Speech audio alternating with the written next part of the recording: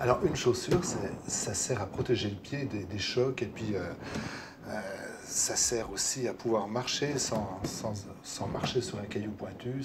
C'est une protection du pied en réalité. La chaussure maintenant actuellement elle a une tige et une semelle. La tige elle peut être en cuir ou en tissu, bon, c'est préférable qu'elle soit en cuir. Elle est souvent doublée cuir pour le confort et pour la solidité.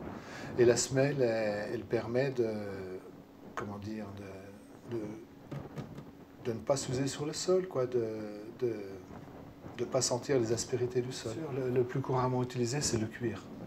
Et en France, on mange beaucoup de viande, donc on a beaucoup de cuir, du bovin, de la chèvre, du porc. On a beaucoup de cuir. La principale matière d'une chaussure, c'est le cuir.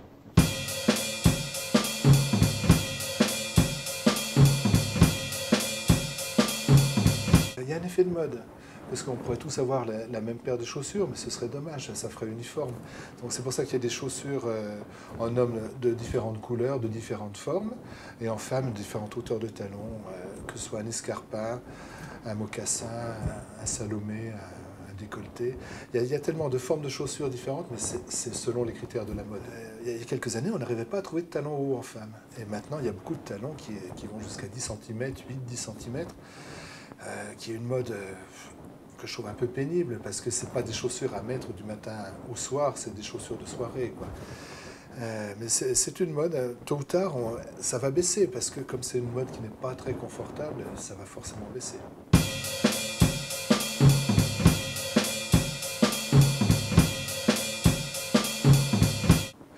Alors, la chaussure de course, elle aura une semelle un peu plus souple. Une chaussure de marche, elle aura une semelle un peu plus ferme parce qu'on peut marcher dans ce qu'on appelle dans des pierriers où il y a des cailloux, tout ça, il faut protéger le pied. Donc la chaussure de marche, elle va monter et couvrir les malléoles pour ne pas se blesser justement. Et la chaussure de course, elle aura une fonction, il faudra qu'elle soit rapide. Mais le pied, la chaussure de course sera sur un terrain plat en réalité.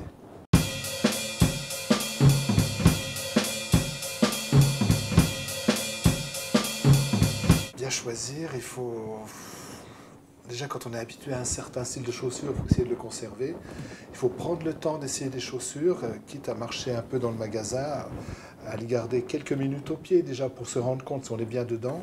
Ce qu'il ne faut surtout pas, c'est toucher en bout, parce qu'il y a des contreforts, et là on pourrait se faire des blessures au pied.